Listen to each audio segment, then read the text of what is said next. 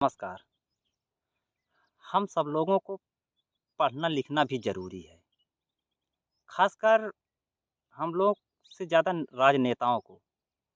वो सोचते हैं कि अब तो हम नेता मंत्री बन ही गए हैं, अब हमको क्या कोई परीक्षा पास करनी है। इस कारण वो लोग पढ़ते लिखते नहीं हैं और ठेलम-ठेल लगाए रहते हैं। ठेलम-ठेल कलेक्टरगंज, ना कुछ पढ़ना, ना लिखना, बस व्हाट्सएप ज्ञान उनके पास रहता है। व्हाट्सएप में जो आ गया धइ के ठेल दो, ऐसे करते हैं। आपको बता दें कि ये सीएए के विरोध में राजनेताओं ने इतनी अफ़वाह फैला दी, कुछ कहने की बात नहीं। जबकि इसका कोई मतलब नहीं है। अगड़ा हो, पिछड़ा हो, दलित हो, वंचित हो, अग्रवासी हो, घरवासी हो, किसी से कोई मतलब नहीं है। लेकिन नहीं, राजनेताओं को बोलना है, कुछ ज्ञान हो या ना हो, बस बोले जाओ। इसीलिए उत्तर प्रदेश में योगी सरकार ने परसों कहा था कि सीएए के दुष्प्रचार अगर कोई करेगा, तो इतनी धाराएँ लगा देंगे कि ज़िंदगी भर वो कोर्ट कचहरी करता रहेगा। ख़ासकर उन्होंने, अगर मैं उनकी योगी आदित्यनाथ की भाषा में बात कहूँ, तो उन्होंने कहा है कि ये जो मुल्ला मौलवी मौलाना हैं या इनके अनुयायी हैं, अगर इनकी भड़काए पर किसी ने इधर-उधर किया, तो इतनी धाराएँ लगा देंगे, उनका दिमाग सही हो जाएगा। आपने देख ही लिया, अभी परसों महाराज स्वामी प्रसाद मौर्य जी की एफआईआर दर्ज हो गई। वो क्या कह रहे थे कि ये जो सीएए आया है, इससे दलित, पिछड़ा, वंचित, अग्रवासी, घरवासी, इसको इनको सभी को इसमें से घेरा जाएगा और सभी से वो क्या बोलते हैं, नागरिकता कानून दिखाने के लिए कहा जाएगा। अरे महाराज, कोई किसी को नागरिकता कानून दिखाने के लिए नहीं कह रहा है, ना कोई कुछ कह रहा है, लेकिन नहीं। और इनकी जो धाराएँ लगी है, अगर राम भगवान ने चाहा तो ये 10 साल के लिए अंदर जाएँगे। आपने देखा ना, ये पिछले दिनों रामायण की प्रतियों को जलाए थे। अब राम भगवान का कुछ भी कहिए, प्रताप कहिए, आप कुछ भी कह सकते हैं, लेकिन शायद उन्हीं का प्रताप है। एक तो क्या है ना कि लोग नेताओं के कहने पर भी भड़क जाते हैं। लोग कुछ पढ़ते तो हैं नहीं, अब बस बोल देते हैं, लोग भी उनके कहने पर आ जाते हैं।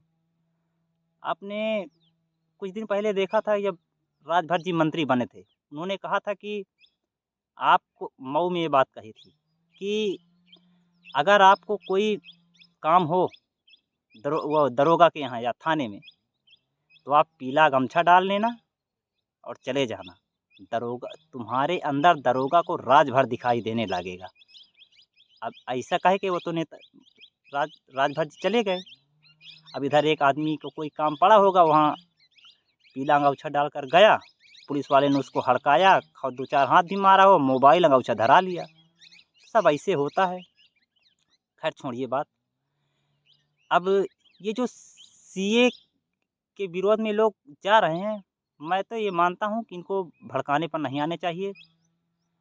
और ममता बनर्जी ने कहा है कि हम ये सीए कानून अपने यहाँ राज्य में नहीं लाएँगे और न इसको लागू करने देंगे। अरे बाल रे! बताइए, हमने कहा ना कि नेता कुछ पढ़ते लिखते नहीं हैं। अब ये मायावती ओ सॉरी ममता बनर्जी के कहने से थोड़ी हो जाएगा। केंद्र सरकार, या ये कहिए कि लोकसभा या संसद के पास अक्षुण्ण अधिकार है, वो कानून बनाएगी। और राज्यसभा विधानसभा तो बनाती नहीं है, लेकिन नहीं, बोलना है। स्टालिन ने क्या कहा, हम यहाँ इसको लागू नहीं करने देंगे। भाई मेरे, पहले बात तो अच्छा, और दुष्प्रचार लोग ये कर रहे हैं कि ये जो भारत जो नागरिकता कानून है, इसमें बाहर से लोगों को लाया जा रहा है उनको नागरिकता दी जाएगी। अरे देखिए, उसमें 39 पेज की, जबकि हिंदी में भी है, लेकिन पढ़ना है नहीं है, कुछ भी बोल देना है। हिंदी में लिखा 39 पेज की प्रति है, उसमें लिखा है कि दिसंबर 2014 के पहले से जो यहाँ आए हुए हैं शरणार्थी, उनको यहाँ की नागरिकता दी जाएगी। और आपको बता दें जानकारी के लिए, जब देश का विभाजन हुआ था तो कुछ लोग यहाँ थे, कुछ लोग वहाँ चले गए थे, बल्कि या वहाँ लोग रह रहे थे। तो गांधी, नेहरू और अंबेडकर वगैरह इस तरह 5 लोगों ने कहा था, जब भी आपको दिक्कत हो, आपकी हुस्न की दिक्कत हो, किसी भी प्रकार की आपको दिक्कत महसूस हो, भारत अपनी दोनों बाहों फैलाकर आपकी आने की मिन्नत करेगा और आप आ जाइएगा। तो अब लोग आए हैं, उनको वहाँ दिक्कत महसूस हुई, वो यहाँ चले आए। सब कह रहे हैं, जितने भी राजनेता हैं, कि ये इधर-उधर बोल रहे हैं, लेकिन जो रोहिंग्या हैं, इनके विषय पर नहीं बोल रहे हैं। रोहिंग्या इतनी ज़्यादा अपने देश में है, लेकिन आपने देखा ना, दिल्ली में एक कौन सी जगह मुझे याद नहीं आ रहा है, वहाँ एक नेता थे अमानतुल्लाह खान, उन्होंने तो उनके यहाँ पे टेंट भी लगवा दिया था। टेंट मतलब वहाँ पूरी व्यवस्था कर दी थी कि रहिए खाइए। अब बताइए, जबकि रोहिंग्या से ही यहाँ पे अपने देश को खतरा है। अरे मैं तो कहता हूँ कि आप लोग जो है एक कैंपेन चला दीजिए कि रोहिंग्या भगाओ कैंपेन, लेकिन नहीं, उनके विषय पे नहीं बोल सकते, चुप शांत हो जाते हैं। लेकिन बताओ, कह रहे हैं कि ये जो विदेश से आ रहे हैं, पाकिस्तान से आ रहे हैं, चोर उचक्के हैं।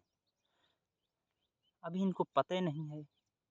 अगर कोई आदमी आपके घर आता है, दरवाज़ा खटखटाता है, तो उसको आप चोर उचक्का बता देंगे? ऐसे क्या बताएँ, कुछ कहने का मन ही विचलित हो जाता है। तो कहने का मतलब ये है कि समान नागरिकता कानून से किसी की कोई दिक्कत नहीं है, ये कानून लागू हो जाना चाहिए। धन्यवाद।